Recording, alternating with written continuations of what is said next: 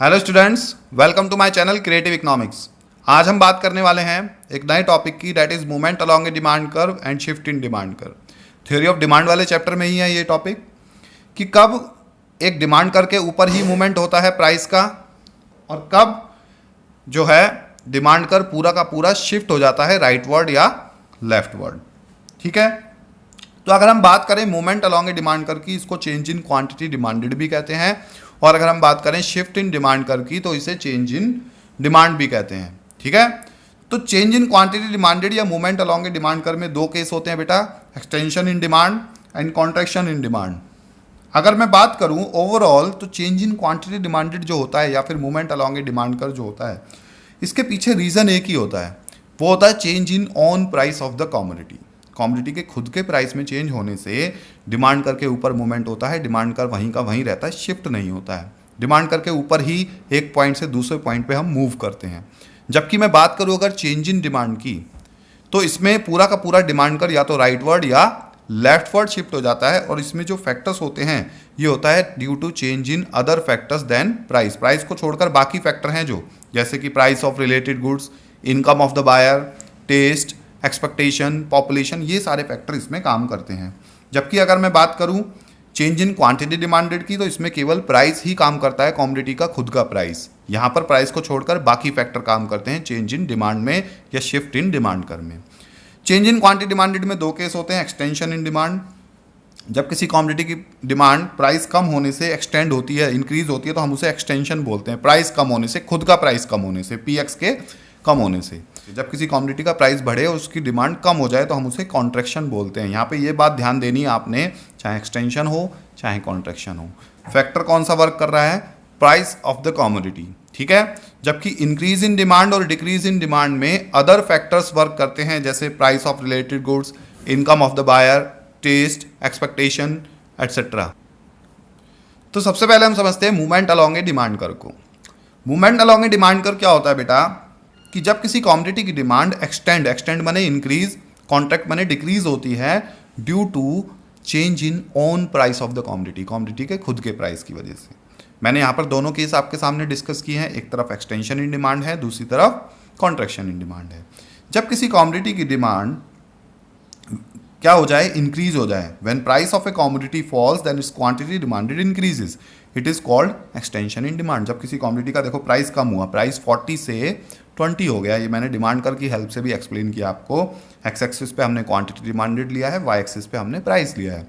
Price कम हो गया 40 से 20, क्वांटिटी डिमांडेड देखो 100 से हो गई 200। ये एरो प्राइस का नीचे की तरफ लगा है, इधर क्वांटिटी डिमांडेड का एरो इंक्रीज की तरफ लगा है। हम डिमांड करके इस पॉइंट से यहाँ आ गए, ए से बी पे, इसे बोलते हैं एक्सटेंशन इन डिमांड। कौन सा फैक्टर काम कर रहा है, प्राइस। प्राइस कमोडिटी का कम हो रहा है। ठीक है, कॉन्ट्रैक्शन की बात करूं तो डायग्राम सेम रहेगा, बस एरो डिफरेंट लग रहा है। देखो प्राइस यहाँ पर क्या हुआ, 10 से 20 हो गया इंक्रीज होके, क्वांटिटी डिमांडेड 200 से 100 हो गई।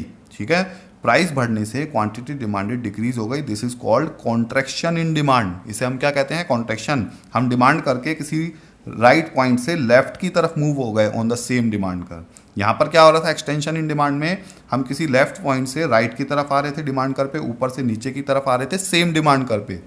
यहाँ पे भी सेम डिमांड कर पे नीचे से ऊपर की तरफ जा रहे हैं कॉन्ट्रैक्शन में। यहाँ पर दोनों में कॉमन बात क्या है, मूवमेंट अलोंग ए डिमांड कर हो रहा है, डिमांड कर शिफ्ट नहीं हो रहा। ठीक है, अब अगर मैं बात करूँ शिफ्ट इन डिमांड कर की या फिर चेंज इन डिमांड की, तो यहाँ पर बेटा अदर फैक्टर्स का रोल आता है। कई बार क्या होता है कि किसी कमोडिटी का प्राइस चेंज नहीं हुआ लेकिन डिमांड बढ़ गई। रीज़न क्या हो सकता है भाई, हो सकता है इनकम बढ़ गई हो बायर की, टेस्ट डेवलप हो गया हो, क्लाइमेट चेंज हो गया हो, है ना। आजकल आपने देखा होगा कि भाई गर्मी के मौसम में कोल्ड ड्रिंक्स की डिमांड बढ़ जाती है, प्राइस तो सेम है कोल्ड ड्रिंक का, क्यों बढ़ रही है, क्लाइमेट चेंज होने से। अदर फैक्टर्स काम कर रहे हैं, या इनकम, किसी का इंक्रीमेंट लग गया, सैलरी बढ़ गई, तो उसने थोड़ा बहुत डिमांड इंक्रीज कर दी कमोडिटीज़ की। तो क्यों हुई, प्राइस की वजह से नहीं हुई, इनकम बढ़ने से। और भी बहुत सारे फैक्टर्स होते हैं, किसी सब्स्टिट्यूट का प्राइस ज़्यादा हो गया तो हमारी कमोडिटी की डिमांड बढ़ गई, अदर फैक्टर्स काम कर रहे हैं। पीएक्स को छोड़ के अदर फैक्टर्स कौन से होते हैं, PR, Y, income, taste, expectation, ये सारे। तो इसमें फर्स्ट केस होता है increase in demand. Increase in demand क्या होता है बेटा, कि जब किसी कमोडिटी की डिमांड इंक्रीज होती है ड्यू टू अदर फैक्टर्स कौन कौन से हो सकते हैं वो मैं अभी बताऊंगा, लेकिन आपको ये याद रखना है कि इसमें पूरा का पूरा डिमांड कर, देखो पहले डिमांड कर डीडी था, प्राइस था ओपी, ये पी प्राइस था, प्राइस चेंज नहीं हुआ बल्कि प्राइस तो वहीं रहा, डिमांड कर आगे शिफ्ट हो गया। देखो प्राइस कांस्टेंट है, प्राइस ये ऐसे का ऐसे कांस्टेंट है, डिमांड कर राइटवर्ड शिफ्ट हो गया पूरा। रीज़न क्या हो सकते हैं? Reason for increase in demand बहुत सारे हो सकते हैं, प्राइस को छोड़कर बाकी रीज़न हो सकते हैं, जैसे कि increase in income of the buyer, buyer की इनकम बढ़ जाए तो वो डिमांड ज़्यादा करेगा किसी कॉमोडिटी की। When price of the substitutes increases, commodity के सब्स्टिट्यूट का प्राइस इंक्रीज हो गया तो हमारी कॉमोडिटी की डिमांड बढ़ेगी। When price of complementary falls, किसी कॉम्प्लीमेंट्री गुड्स का प्राइस कम हो गया है तो क्या होगा, हमारी कॉमोडिटी की डिमांड बढ़नी चाहिए, क्योंकि उसका प्राइस कम हो गया तो वो ज़्यादा बिकेगी तो हमारी कॉमोडिटी भी ज़्यादा बिकेगी। ठीक है, मान लीजिए कार के प्राइसेस कम हो गए तो पेट्रोल की डिमांड तो बढ़नी है। When taste and preference develop हो गया, क्लाइमेट चेंज हो गया, वेदर चेंज हो गया तो किसी कॉमोडिटी की डिमांड इंक्रीज हो सकती है।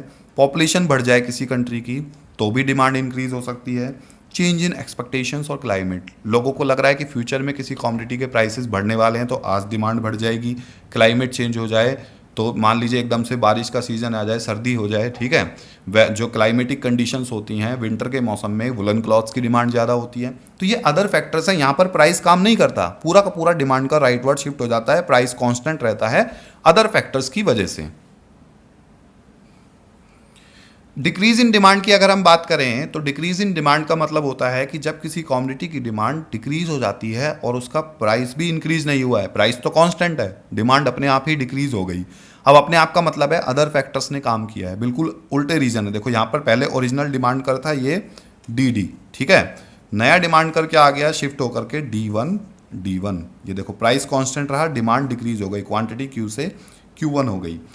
क्यों होता है इसमें? Fall in income of the buyer, buyer की इनकम कम हो जाए तो डिमांड डिक्रीज हो जाएगी। नेगेटिव टेस्ट एंड प्रेफरेंस, किसी कॉमोडिटी को लेके मार्केट में नेगेटिव न्यूज़ आ गई, टेस्ट एंड प्रेफरेंस नेगेटिव हो गया, ट्रेंड से आउट हो गई, फैशन से आउट हो गई कॉमोडिटी, तो डिमांड डिक्रीज हो जाएगी। Fall in price of substitute, ठीक है, किसी सब्स्टिट्यूट कॉमोडिटी का प्राइस कम हो गया तो अब उसकी डिमांड बढ़ेगी, हमारी कॉमोडिटी की डिमांड क्या हो जाएगी, कम हो जाएगी। Increase in price of complementary goods, भाई कॉम्प्लीमेंट्री गुड्स का प्राइस बढ़ जाए, कार के प्राइसेस ही बढ़ जाएं तो पेट्रोल की डिमांड तो कम होनी है। ठीक है, चेंज इन एक्सपेक्टेशन, मुझे लग रहा है फ्यूचर में प्राइस कम होने वाला है, अगर बायर को ये लगे कि प्राइसेस फ्यूचर में डिक्रीज होने वाले हैं किसी कॉमोडिटी के तो प्रेजेंट टाइम में उसकी डिमांड क्या हो जाएगी, डिक्रीज हो जाएगी। फॉल इन पॉपुलेशन, किसी कंट्री की पॉपुलेशन कम हो जाए तो डिमांड कम हो जाएगी। क्लाइमेटिक चेंज, क्लाइमेटिक कंडीशंस ऐसी बन जाए कि अब उस कॉमोडिटी की ज़रूरत ही नहीं है तो डिमांड क्या हो जाएगी, डिक्रीज हो जाएगी।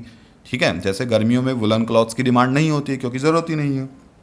इंपॉर्टेंट ऑब्जर्वेशन क्या है यहाँ पे कि चाहे एक्सटेंशन हो चाहे कॉन्ट्रैक्शन हो, दोनों के केस में केवल प्राइस वर्क करता है। इंक्रीज और डिक्रीज के केस में डिमांड, जब पूरा का पूरा डिमांड का राइटवर्ड या लेफ्टवर्ड शिफ्ट होता है तो वहाँ पर अदर फैक्टर्स वर्क करते हैं, PRYTEN जो भी पढ़े हैं आपने अदर फैक्टर्स। ठीक है, और एक्सटेंशन एंड कॉन्ट्रैक्शन में डिमांड कर अपनी जगह से शिफ्ट नहीं होता है, मूवमेंट अलॉन्ग ए डिमांड कर होता है, जबकि इंक्रीज और डिक्रीज में पूरा का पूरा डिमांड कर या तो राइटवर्ड शिफ्ट हो जाता है या लेफ्टवर्ड। तो आज के वीडियो में मैंने आपको बता दिया मूवमेंट अलॉन्ग इन डिमांड कर एंड शिफ्ट इन डिमांड कर, बहुत इंपॉर्टेंट कंसेप्ट है ये, हमेशा काम आएगी बेटा आपके। वीडियो अगर अच्छा लगा है तो लाइक का बटन जरूर प्रेस करें, चैनल को अभी तक सब्सक्राइब नहीं किया है तो जल्दी से जल्दी सब्सक्राइब करें। Thanks for watching creative economics.